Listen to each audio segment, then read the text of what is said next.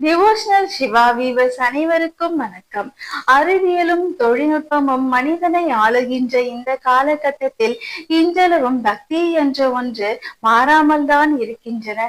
2ஆம் நூற்றாண்டு முதல் 18ஆம் நூற்றாண்டு வரை வாழ்ந்த சித்தர்கள், அறிஞர்கள், புலவர்கள், நாயன்மார்கள், அடியார்கள் இவர்களது புகழானது இன்றளவும் போற்றி புகழ்பாடப்பட்டு கொண்டுதான் இருக்கின்றன. அந்த வரிசையில் வந்தவர்தான் பட்டினத்தார் அவர்கள். பட்டினத்தார் அவர்கள் ஒரு பெரிய பணக்கார குடும்பத்தில் பிறந்தவர் ஆவார். அவருக்கு நீண்ட நாட்களாக குழந்தை பேர் இல்லாமல் இருந்தது. சிவபெருமானை வழிபாடு செய்து தனக்கு ஒரு குழந்தை வேண்டுமாறு அவர் கேட்ட பிறகு அவருக்கு சிவபெருமான் அருளால் ஒரு ஆண் குழந்தை பிறந்தது. அந்த ஆண் குழந்தைக்கு மருதவாணன் என்று பெயர் சூட்டினார். தனக்கு தெரிந்த அனைத்து தொழில்நுட்ப உத்திகளையும் வியாபார சித்துக்களையும் அனைத்தையுமே தன் மகனுக்கு கற்றுக் கொடுத்தார். அது எல்லாமே மருதவாணன் கற்றுக்கொண்டு சிறப்பாக தொழில் புரிந்தார். பிறகு தொழில் செய்வதற்காக கடல் கடந்து சென்றார். ஒரு நாள் எல்லா வியாபாரங்களையும் முடித்துவிட்டு தன் தந்தையை காண்பதற்காக வீடு திரும்பிய அவர் நிறைய எரு விராட்டிகளையும் தவிடையும் கொண்டு வந்திருந்தார். அதை பார்த்த பட்டினத்தார் அவருக்கு மிகவும் அதிர்ச்சியாக இருந்தது. என்னடா, நாம் வணிகம் செய்வதற்காக அனுப்பி வைத்தால் தன் மகன் இப்படி எரு விராட்டியும் தவிடும் கொண்டு வந்திருக்கின்றானே என்று மிகுந்த கோபம் கொண்டார். பட்டினத்தார் அந்த எருவிராட்டி என்னதான் இருக்கின்றது என்று கோபத்தில் தூக்கி எறிந்தார். தூக்கி எறிந்த பின் அவருக்கு ஒரு அதிர்ச்சி காத்திருந்தது. அதில் மாணிக்கமும் முத்தும் பவழங்களும் இருந்தன. அதன் கூடவே ஒரு காதற்ற ஊசியும் ஒரு ஒற்றை சுவடியும் இருந்தது. அந்த ஒற்றை சுவடியில் பிரிந்து பார்க்கும் பொழுது அதில் காதற்ற ஊசியும் பாராது கான் கடைவழிக்கே என்று எழுந்தது. அதில் எழுதிப்பட்டிருந்த அந்த வாசகத்தை படித்தவுடன் அவர் ஒரு கணம் தன்னையே மறந்தார். அந்த கணம் அவருக்கு ஞானம் பிறந்தது. என்னதான் நமக்கு செல்வங்கள் இருந்தாலும், மனைவி, மக்கள், வீடு, வாசல் எது இருந்தாலும் இவை எதுவுமே தான் இறக்கும் தருவாயில் கூட வருவதே இல்லையே என்று அந்த கணம் அவர் உணர்ந்து அந்த கணமே அவருக்கு ஞானம் பெற்றது. பிறகு ஒவ்வொரு சிவ ஆலயங்களுக்கும் சென்று துறவரம் மேற்கொண்டு சிவபெருமானை தரிசனம் செய்ய ஆரம்பித்தார். இறுதியாக பட்டினத்தார் அவர்கள் சென்னை திருவொற்றியூரில் அமைந்திருக்கும் வடிவுடையம்மன் ஆலயத்தில் உள்ள சிவபெருமானை தரிசனம் செய்து கொண்டும் அருகில் உள்ள கிராமத்துக்கு சென்று வந்து கொண்டும் இருந்தார். சிவபெருமான் அவருக்கு கட்டளை இட்டிருந்தார்.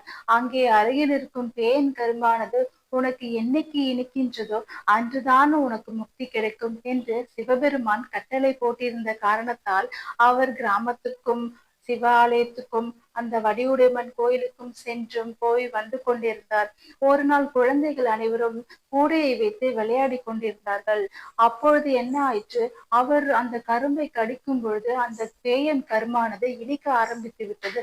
உடனே அங்கே விளையாடி கொண்டிருந்த ஒரு சிறுவனை அழைத்து என்மேல் இந்த கூடையை மூடுமாறும் அதை மூடிவிட்டு சிறிது நேரம் கழித்து திறக்குமாறும் கேட்டிருந்தார். பிறகு அந்த கூடையை திறந்த பிறகு அதில் அவர் சிவலிங்கமாக காட்சியளித்தார். இன்றளவும் அவரது ஜீவ சமாதியானது அந்த இடத்தில் இருக்கின்றது. நமது ஆலயத்திலும் பக்தர் ஒருவர் அவர் மீது மிகுந்த அன்பும் பாசமும் கொண்டு பட்டினத்தார் அவருக்கு சிலை வடித்து அவருக்கு அபிஷேகங்கள், ஆராதனைகள் அனைத்தும் செய்து இருக்கின்றார். இந்த பதிவை வீடியோவா உங்களுக்கு நாங்கள் ஷேர் செய்கின்றோம். இந்த வீடியோ உங்களுக்கு பிடித்திருந்தால் லைக் பண்ணுங்க, ஷேர் பண்ணுங்க, கமெண்ட் பண்ணுங்க, சப்ஸ்கிரைப் பண்ணுங்க, பக்கத்துல இருக்க பெல் பட்டனை கிளிக் பண்ணுங்க. நன்றி, வணக்கம். நாடகத்தால் உன்னடியார் போல் நடித்து நான் நடுவேன், வீடகத்தே புகுந்திடுவான் மிக பெரிதும் விரைகின்றேன், ஆடக சீர்மணி குன்றே இடையரா அன்புனக்கென் ஊடகத்தே நின்றுருக தந்தருளும் எம்முடையானே, யானேதோ பிரபஞ்சேன் இறப்பதனுக்கு என் கடவேன், வானேயோ பெரில் வேண்டேன் மண்ணால் வாழ் மதிக்கும் ஓர்பினி வரினோ சீருடை கல்லால் சிந்தை செய்ய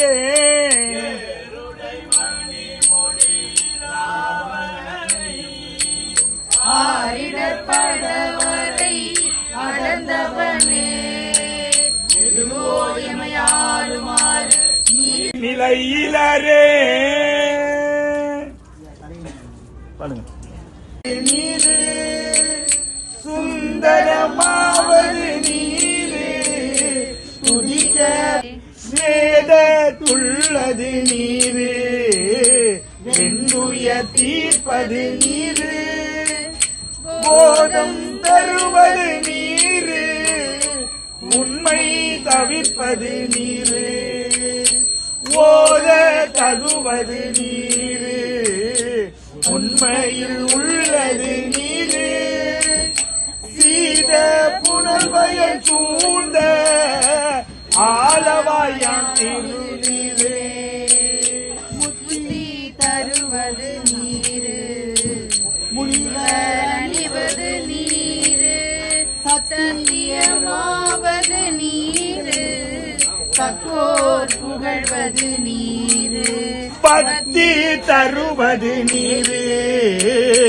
பரவ இனியது நீரு சித்தி தருவது நீரு ஆலவாயான் திருநீரே துய்ப்பனமும் காணாதே போதியோ பூம்பாவாய் கை மடமல்லார் மாமயிலை வன்மருகு துளக்கில் காபாலி தரத்தான் தொல் கார்த்திகை நாளத்து ஏந்து இளமுலையா கையலார் கொண்டாடும் விளக்கீடு காணாதே போதியோ திருநீலகண்டத்து பாடனாகடியே என்னவனமரடியிட்ட தடையன் இசைஞானி காதலன் திருநாவலூர்கோன் அன்னவனமாரூரன் அடிமை கேட்டுவப்பர்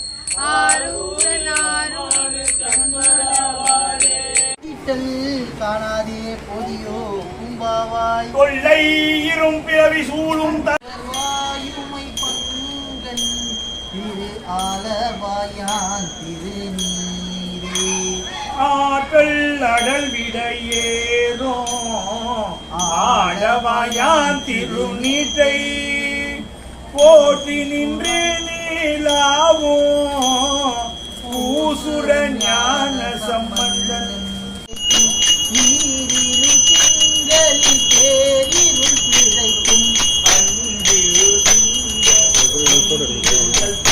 அவனே எமை ஆளுமாறி வதும் எமக்கில்லையே. இறுதியாக பதிகம் பாடிய சிவனடியார்களுக்கு பொன்னாடை போர்த்தி சிறப்பிக்கப்பட்டது.